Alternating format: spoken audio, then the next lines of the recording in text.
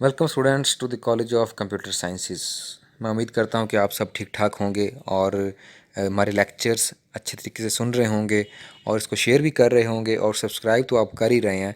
तो अगर नहीं कर रहे तो काइंडली सबसे पहले तो ये कर लें, सब्सक्राइब कर लें और इसके साथ ही बेल का आइकन है उसको दबा लें ताकि हमारी आने वाली तमाम लेक्चर्स आप तक तमाम वीडियोस पहुंचती रहें और आप उससे मुस्तफ़ीद होते रहें। तो जनाब आइए शुरू करते हैं। आज का जो हमारा टॉपिक है वो जनाब हमने बनाया है basic definition of C language. C language की जो बेसिक बेसिक चीज़ें हैं उनके बारे में थोड़ा सा आपको बताना है, तब जाके आपको फिर समझ आएगी और तब हम इसके ऊपर आगे फिर डिटेल से डिस्कस करेंगे। लेकिन उससे पहले आपको कुछ बेसिक चीज़ें जो हैं वो आपको पता होनी चाहिए। तो आइए बगैर किसी इंतज़ार के शुरू करते हैं। तो आज हम डिस्कस क्या करेंगे, बेसिक डेफिनेशन जो है उसमें हम पहले डिस्कस करेंगे कि सोर्स कोड क्या होता है, फिर हम डिस्कस करेंगे कि ऑब्जेक्ट कोड क्या होता है, देन हम लिंकर के बारे में बात करेंगे and finally we discuss loader. ये चार टॉपिक्स आज के लेक्चर में हम डिस्कस करेंगे। इनको हल्का हल्का सा टच करेंगे, एक्सप्लेन के साथ भी बात करेंगे, लेकिन पहले इनके बारे में थोड़ी सी आपको इन्फॉर्मेशन देते हैं। तो पहले हम डिस्कस करते हैं सोर्स कोड, एक एक करके अब इसको डिस्कस करते हैं कि सबसे पहले what is source code. Source code क्या है और ये किस तरह हम बनाते हैं, सोर्स कोड किस तरह यूज़ होता है। जैसे आपको तस्वीर नज़र आ रही है कि अब जब भी हम कोई प्रोग्राम कोई सी भी हाई लेवल लैंग्वेज का इस्तेमाल करते हुए हम लिख लें, अब program written in high level language, कोई सी भी हाई लेवल लैंग्वेज, वो C, Java, COBOL, Pascal, Fortran, कोई सी भी HTML, कोई सी भी हाई लेवल लैंग्वेज अगर हम यूज़ करें और उसके अंदर अगर हम प्रोग्राम लिख दें तो वो प्रोग्राम जो हाई लेवल लैंग्वेज का इस्तेमाल करते हुए लिखा गया वो प्रोग्राम है जी सोर्स कोड। उसको हम सोर्स कोड कह देंगे। ठीक हो गया। It is also called source file और it is also called source programme.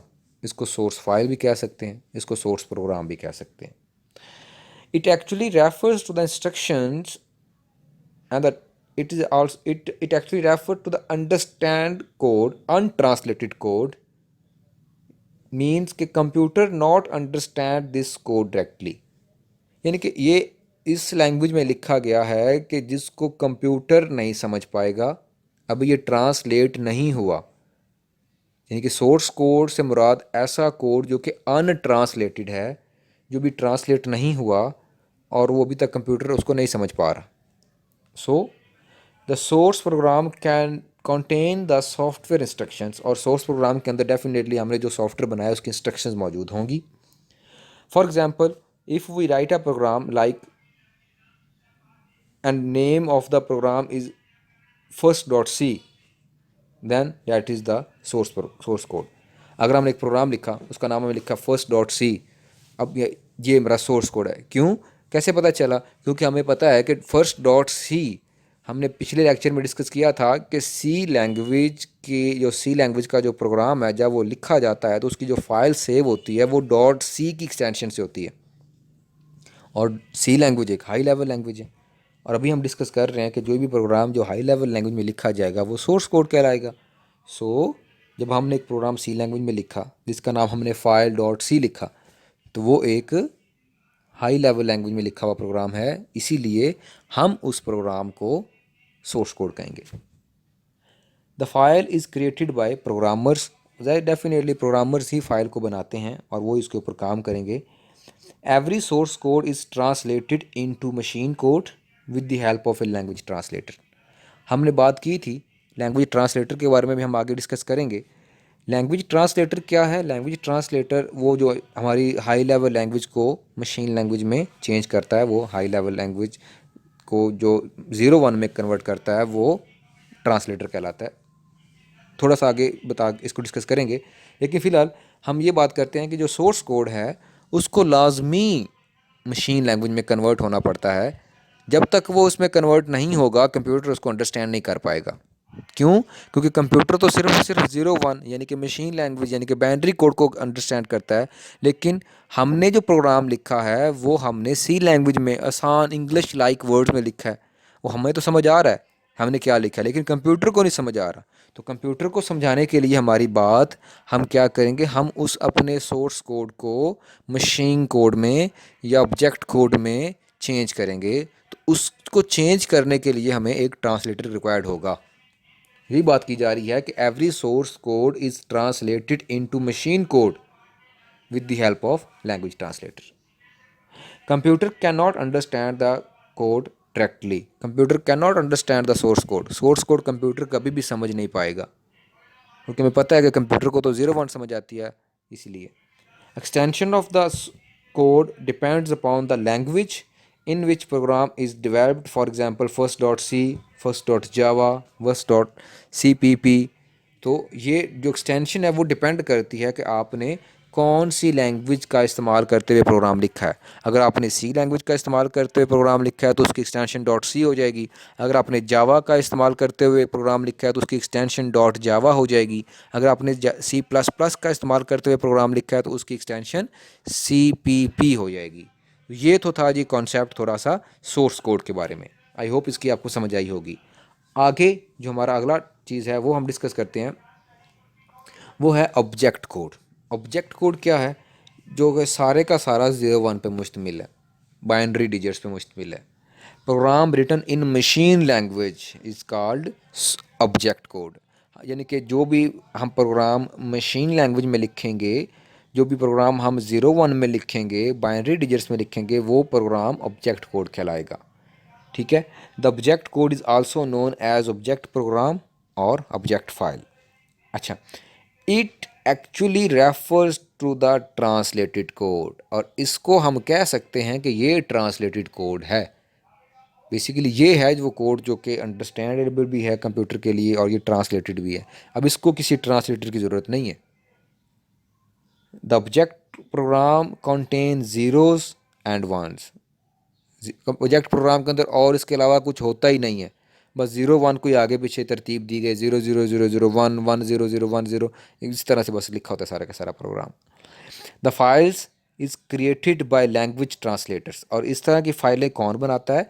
Language translator. और वही लैंग्वेज ट्रांसलेटर दोबारा आ गया, जैसे हमने पिछले स्लाइड में देखा था सोर्स कोड में, कि अगर हमने सोर्स कोड लिख लिया प्रोग्राम, उसको हम ट्रांसलेट करेंगे और वो ट्रांसलेट होने के बाद वो ऑब्जेक्ट कोड में आ जाएगा। यानी कि ABC में लिखा हुआ प्रोग्राम जब हम ट्रांसलेट किया तो वो आके हमारा 0 1 में कन्वर्ट हो गया।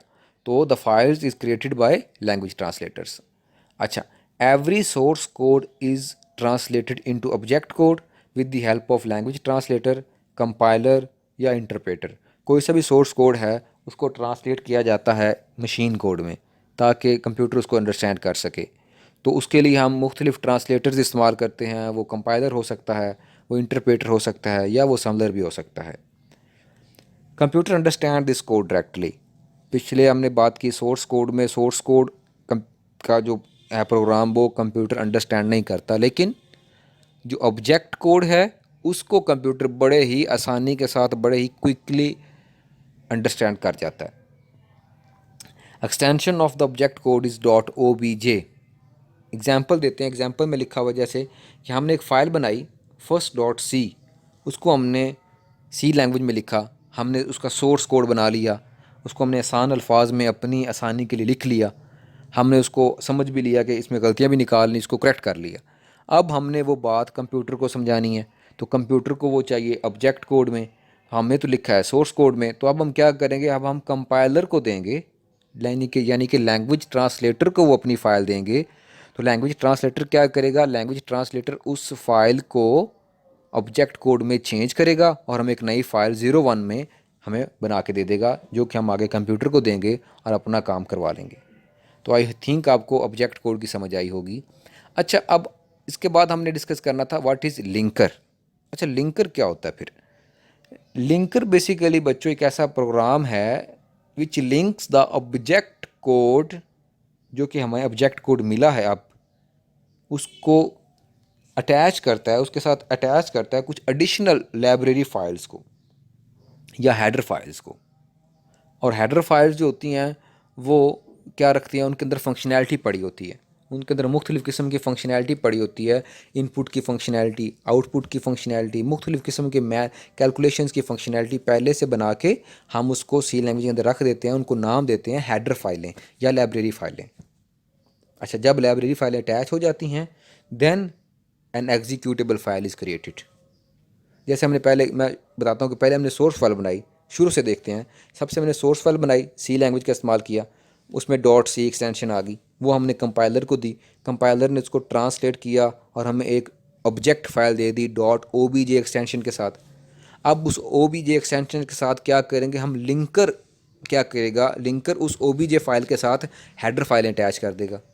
जब लिंकर उस ऑब्जेक्ट फाइल के साथ हेडर फाइलें अटैच करेगा तो अब हमें लिंकर एक नई फाइल देगा जो कि dot E X E extension के साथ होगी। E X E stand for executable file देगा। जैसे कि ये हम आपको the executable file is directly run on the computer. अब वो जो फाइल है वो कंप्यूटर के ऊपर डायरेक्टली रन हो सकती है।